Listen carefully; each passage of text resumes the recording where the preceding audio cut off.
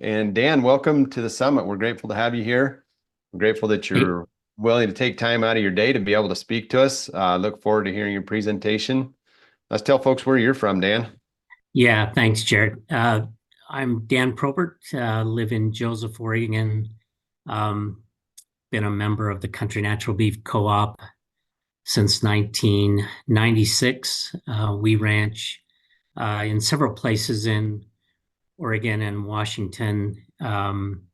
We've done some kind of cool and unique things here on the home ranch, including a conservation easement we did with the Nature Conservancy. But today I was going to talk about CMB's regenerative journey, and I'll try and share my screen here if I can. Yeah, and we appreciate Country Natural being a supporter of this summit. Bill Likely reached out to me a while ago and said, "Hey, think we could collaborate?" And I says, "Yeah, having known families that sell into Country Natural," I said, "Absolutely. It seems like a good fit." So we appreciate you guys. Great. And can you see that? Yep. Yep. Great. Looks good. Every I've been listening the last couple days. What a great deal to put together, Jared, and I appreciate the opportunity to be a part of that. So thank you. You bet. So uh, so who is Country Natural Beef? So Country Natural Beef is structured as a cooperative. Today, there's just a few less than 100 ranches that manage about 6 million public and private acres scattered across about 11 Western states. Uh, CMB was started in 1986. Doc and Connie Hatfield, which some of you might recognize the name, started the group in 86, but the group was actually started by a bunch of ranchers that were actually struggling. And some of us are old enough to remember the farm crisis, the days of 1920, 21% interest. There was a movement of cattle three by 93. And so CMB really was started by a group of ranchers that really were struggling on the ranches. And they met for the most part at an Allen Savory seminar, and that was kind of where CMB started. So today, CMB markets about 60,000 head of animals a year. We are a grain-fed program. Major partners and retailers are Whole Foods, New Seasons, who is a Portland-based uh, retailer, PCC, which is Seattle-based, Shake Shack, Burgerville, and then a lot of independent retailers.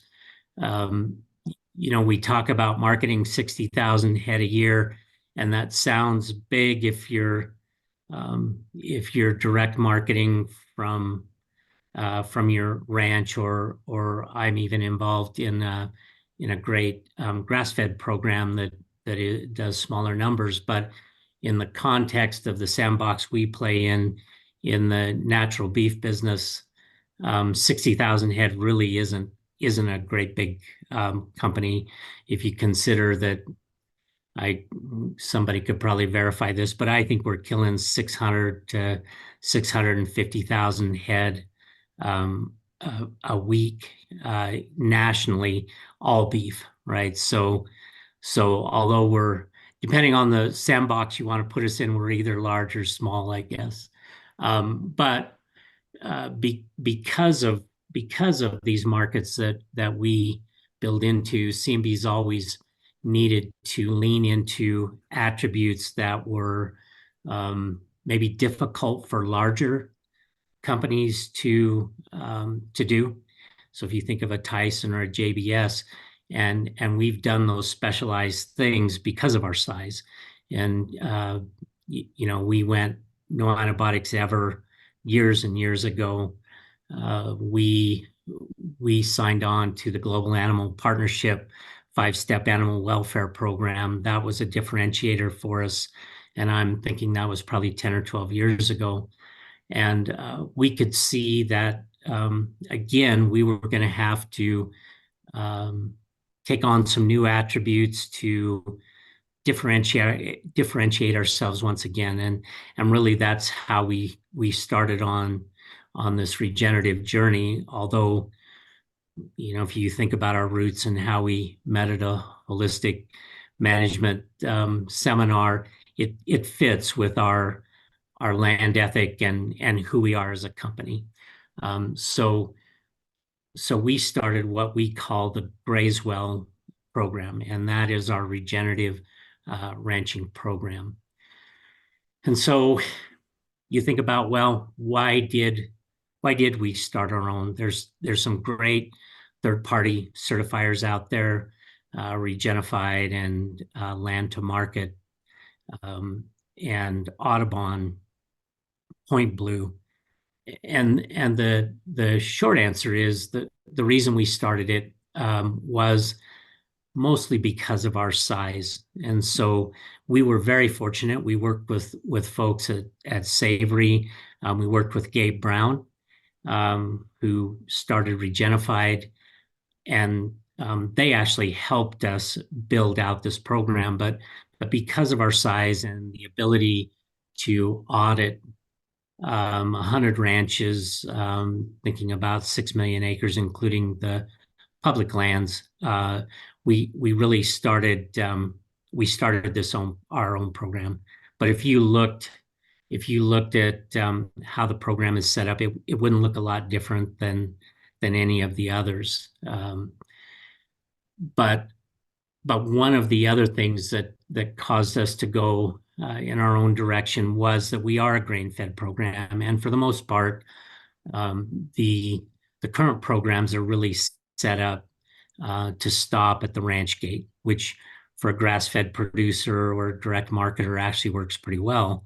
But where we grain finish the cattle, we need to go one extra set.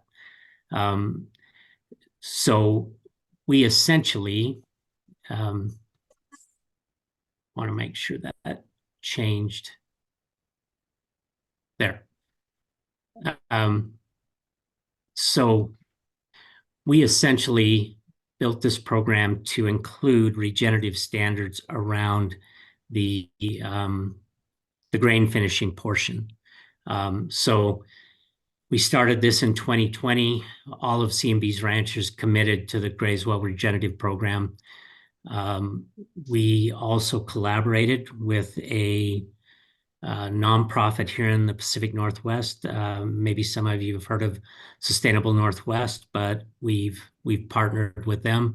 And then we've also used Northway Ranch Services. Maybe some of you know James Rogers, who started Northway. We use them as a technical service provider. So Northway is doing a lot of on the ground work for us to actually get the on the ground work done at the ranches, which includes soil health data, biodiversity measurements, water infiltration, all of those things that we think about when we think about getting some baseline data done on our ranch. So Northway did that. So we started that in 20. To date, switch slides here again. So to date, we've gathered baseline data on about a third of our ranches, with all of them completed in 2024.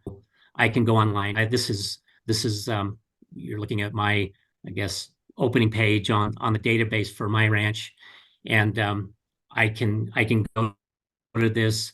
I can get wrap data, which some of you might be familiar with some of the data that's actually publicly available, but it's specific to each of our ranches. But I have a page in the database. All my records are kept there. All my data that Northway collected is in this database. I can also add any data I want to, any records I want to keep. So if I, for instance, go out and do any monitoring, I can put this on this database. And this has been a great tool for us in terms of, I guess, a repository for all the information that has to do with our regenerative journey.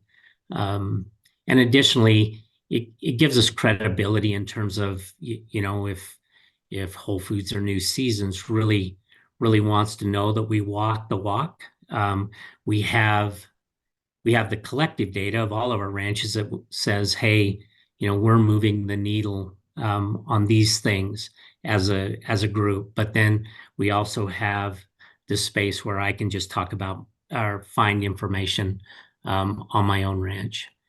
So to just talk a little bit about how we incorporated the grain finishing of these cattle. So as I mentioned previously, we do ascribe to the Global Animal Partnership 5-step program. We are a step 4. Country Natural Beef is a step 4 program, which means our animals are never confined to a traditional feedlot. So our animals always have access to space. That's part of the requirement of being GAP 4. But when we started this regenerative program, we wanted to go a little bit further, and we wanted to say, well, it's not just an attribute about space. Is there a way, which is kind of the call out in the 6 principles of regenerative ag, can we incorporate livestock into a cropping system? And so this is a very general way to say it, but essentially what we've done is we're using our cattle as a crop rotation. So, and if you're looking at those photos, that's the bottom photo is James Rogers, and we're actually doing the soil health tests on our finishing areas. These are irrigated circles in the Columbia Basin around Boardman, Oregon. That's where most of our cattle are finished. And then, so visualize these cattle finishing on this circle. They are feeding from a bunk for the most part. I don't want to give the illusion that we're a grass-fed program. We're not. These cattle, we want them to get most of their nutrition out of the bunk and meet USDA quality grade standards of choice or higher. But then think of these cattle moving on. So they move off of this circle, we come behind it, and then we grow a crop. And grab another slide here. So this is an example of the crop rotation we might use. So we would use our finishing cattle, then we might follow up with corn, or we might follow up with triticale, or we might follow up with another crop. But our intention here is to really make these cattle part of the cropping system. And so adding value in terms of soil health, adding value in terms of reducing synthetic inputs, and that's our goal. And so what we've done is we've started. I don't want to confuse folks. We've started a pilot project where we are actually using the livestock in a crop rotation system that is outlined here in this slide. It's really cool. I'm not a farmer. You could ask any of my neighbors; they would not. They would affirm that I cannot farm. But we, on these circles, we used with corn, field corn. I believe our yield was about 230 bushel to the acre on this circle behind the cattle, and that was with 0 synthetic inputs. I want to tell you we used a little bit of sulfur or something. Again, not the farmer, but my understanding is it was a pretty good yield for no inputs. And this is our goal, is trying to include the cattle in a cropping system in, if some of you are familiar with the Columbia Basin, in very intensive cropping systems. So think onions and potatoes and sweet corn. This really could be a game changer in terms of how soil health is managed on some of these very intensive row crop farms, and we're really excited about it. So that's um, that's really the basis of our program. We're really excited about where we are in this journey. CMB would like to grow. All of our customers are growing. We'd like to add members. This is going away from the regenerative piece a little bit, but I can speak to my history in CMB. CMB has been a great tool for me to manage risk. One of the tools that CMB uses is we don't sell on the market daily, weekly. We actually average the price that we get for our finished animals over the entire year. So some of you played this game of trying to hit the high of a commodity market. In CMB, you don't have to do that.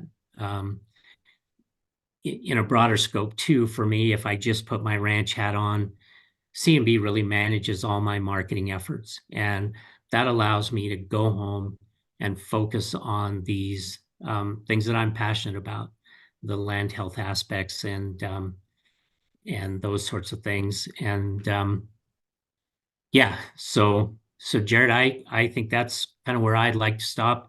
I love to talk about the program, and I'm hoping maybe this creates the environment to have some good questions around what we're doing. Awesome. Yeah, we appreciate that, Dan. Thanks for giving the background. Maybe some question. Who is a good fit? What size and scale do they need to be? Do they need to sell on truckload lots to qualify? Yeah, so it works best if you have at least a truckload lot. Yeah, 2 or 3 would be better. I'd like to think, for the most part, our program is kind of fits a mid-sized family ranch, maybe 200-300 cows, but we kind of fill from people that do a load a year to some larger ranches that that maybe put a couple thousand head in a year, and so there's room for everyone, really in the program. Right. Okay. And what have you seen as far as like maybe the growth and growing pains of country natural, and how, I guess, I don't know, where have you been in? Maybe I missed it from its conception. So I got in '96. Program started in '86. I've kind of held every seat in the in terms of management. I managed the live cattle side for a while. What we call the production person. Was in an executive director for a role, was in a CEO role for a bit. And now really my only role and my passion is to roll out this Grazewell program and the regenerative program. But there's so many ancillary benefits in my mind around CMB. One is the risk management, right, that I talked about. But secondarily, you think as an industry, how many people really get the opportunity to really understand the business from birth of the calf, which most of us, I'm assuming, on this call understand, to actually understanding what happens when they go in the box, what happens at retail, what pressures those retailers are under, and it's tremendous. I say this knowing that all of us work extremely hard on our ranches. We don't get a lot of days off, but you'll also, in CMB, you'll get to understand and appreciate a meat cutter at Whole Foods on Christmas Eve, right? And you think about prime rib sales and the pressure those guys are under, And CMB's really given me that opportunity, and all of our ranches an opportunity to understand every single aspect, including cattle feeding. Um, yeah, it's an education that I've gotten over the last 25 years that I couldn't have bought. Mhm. Yeah. That's that's cool. Again, knowing personally some of the families that have fed into that program, there's a lot of loyalty there, and I can see why. Um, so if anybody else has questions for Dan, go ahead and type them in the chat, or you can unmute and ask the questions for sure. Kind of got about 6 or 8 minutes left, and then we'll roll on to the next speaker. But tell us a little bit about what you are doing on the ranches that you manage and steward right now, and the results that you're seeing. Say that again, Jared. I was looking at these questions in the chat. Oh yeah. Okay. What are you doing as far as regeneration on your landscapes, the land that you steward, and what results are you seeing, Dan? Yeah, yeah. So my home ranch here is about 23,000 acres of private land. This is the one that's got the TNC conservation easement on it. This ranch is broke up in about 91 paddocks. We use a lot of single wire, hot wire fencing. We're moving cattle. Our goal is to be less than 7 days in any pasture. Today, on average, we're in each pasture about 3 days. Okay. Um, we put a water system in here where we could manage cattle like we wanted to. We and this was prior to Grazewell, but we kind of saw what was coming. We put some fixed points on the ranch and did some soil tests. It's probably been 8 years ago now, measuring carbon. And I guess you can get a little bit of my bias here.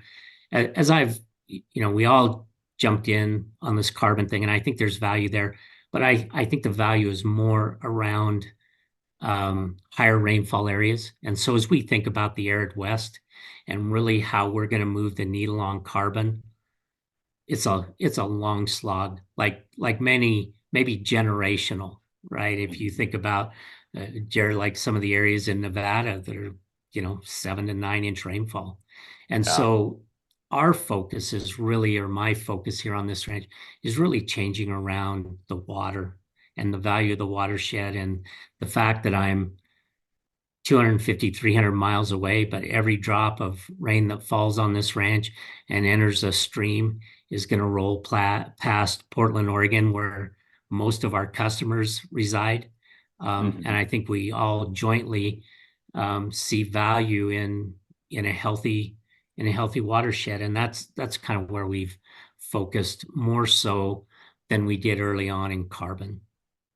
Sure. Yeah, that makes sense. Yeah, that's good. Scott asked a question, do you remember still go to the retailers to thank the customers? Yep.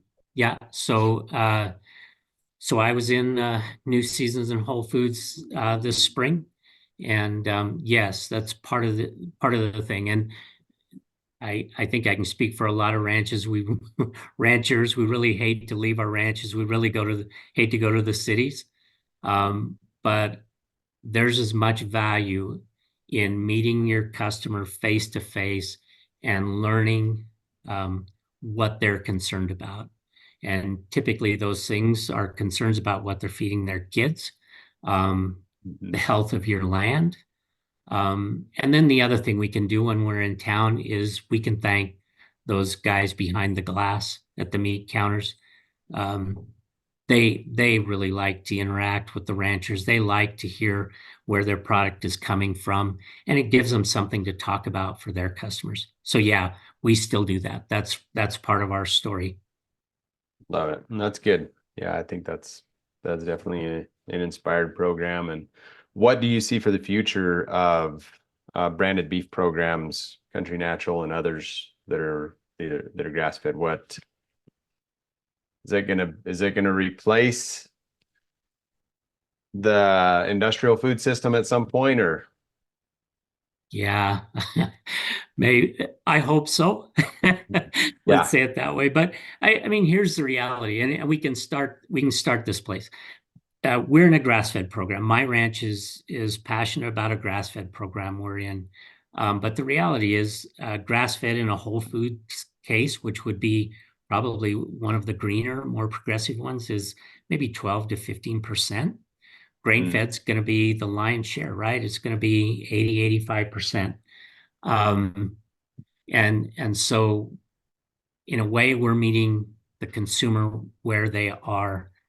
Um, there's things right now that we're seeing as we play in the larger industry.